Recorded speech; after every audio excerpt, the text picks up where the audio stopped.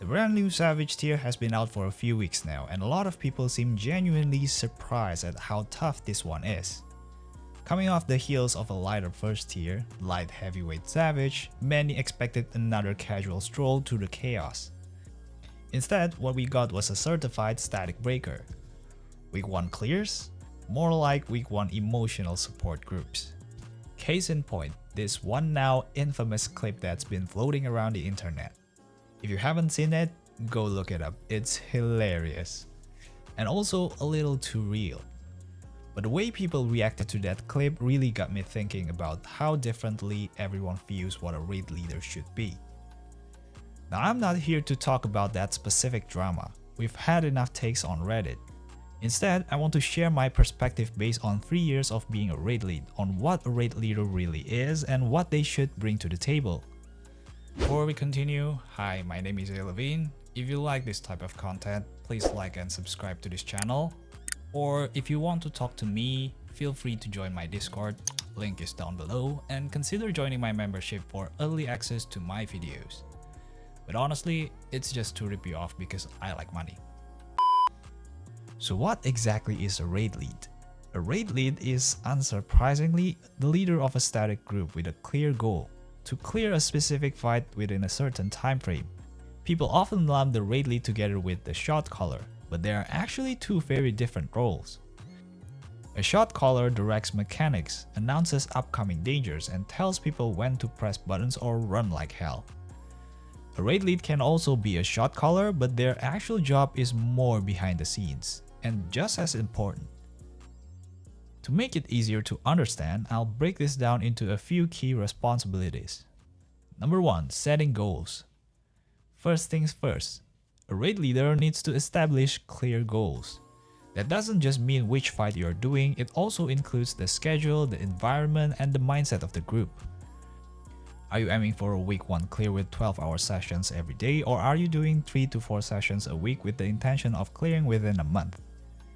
The finish line may be the same on paper, but the vibes and expectations, totally different. Being vague like, yeah, let's just see how it goes, is a recipe for disaster.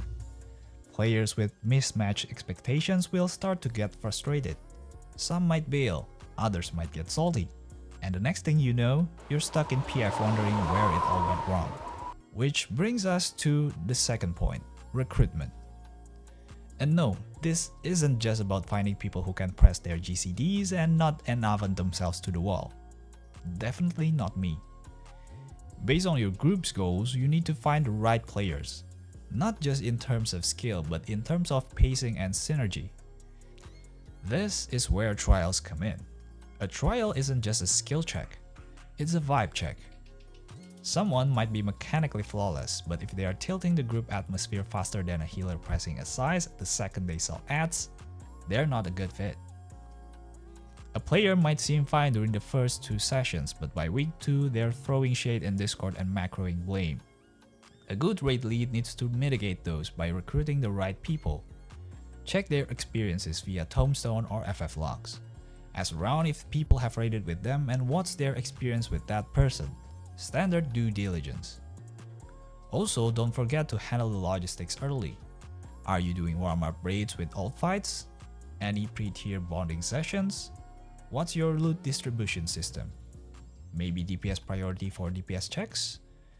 All of these needs to be settled before you even enter the instance, and sometimes even before recruitment. Number 3. Maintaining morale. This one's big. Morale is everything. I firmly believe that the morale of the group is the single most important factor in raid progress. A good vibe doesn't just make things more enjoyable, it helps people perform better. Tension and negativity are like doom debuffs. Ignore them too long and boom, raid wiped. If you see seeds of conflict starting to sprout, step in. If 2 people are bickering over a mechanic, don't let it fester. Mediate and resolve it. If someone starts raising their voice or getting passive-aggressive, interject and de-escalate. And most importantly, don't be that raid lead. You know, the one. The guy who complains constantly, blames everyone else, and somehow never offers solutions. Or worse, the one who yells when someone messes up a mechanic once. That's not leadership, that's tantrum. You don't have to be a stand-up comedian, but if you can keep the group smiling through vibes, that's enough. Even if you're not the most outgoing person, surround yourself with people who uplift the mood. Personally, I prefer players who might not be absolute gods at their jobs, but bring good energy to the group. Someone who cracks jokes and keeps things light when needed, that's gold. Because let's be honest, I'm not a very fun person. Yes, a little pressure is necessary, but let the fight apply that pressure to the players and not the environment. Eventually, decisions need to be made, and when they do, the raid lead has the final say. Now don't let that power go to your head. It's not about barking orders, it's about balancing authority with empathy. This is why I prefer a guided democracy style for my static. Everyone is free to voice their opinion and I will always go with the majority. However, if the group reaches a deadlock or starts spiraling in indecision, that's when I step in and make the call. This prevents wasted time and keeps momentum going. Being decisive is important, but balancing decisiveness with morale, that's the tricky part. Listen to your team, try see things from their perspective. If someone proposes a strat and you instantly shut it down without listening, you're going to create resentment. The goal is progress, not proving you're always right. Number 5. Identifying problems and problem solving. Last but definitely not least, a raid lead needs to be a problem solver. Identifying issues is only step 1. If you don't follow through with actionable solutions, you're just narrating the group's downfall. And that doesn't help anyone. If a specific player is struggling, don't just say, figure it out. Talk to them. Ask what's going wrong from their point of view. Offer suggestions based on yours. If the entire group keeps wiping to the same mechanic, don't just assume they're being lazy. Ask what they're struggling with, adjust strats, test something new, improvise. Also, don't weaponize your ability to identify problems. Calling people out and expecting them to fix it alone doesn't build a team. It breeds fear and blame. Your job is to push the group forward, not drag them by the collar. And yes, there will be times when someone just doesn't want to be helped or improve. That's when you need to make the hard call. Either help them find their footing or replace with someone who fits the group better. It sucks, but it's necessary. At the end of the day, a leader, whether in raids or in life, is someone who puts the group's interests first, above one person, and more importantly, above themselves.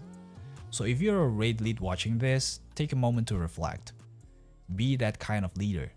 The kind who doesn't just clear fights, but clears with 7 people who will cherish the memory of clearing that fight with a positive environment. And hey, if all else fails, just blame the healer. That's tradition. So what do you think about this video? Let me know in the comment section down below if you have experience being a raid leader or if you have experienced a bad raid leading.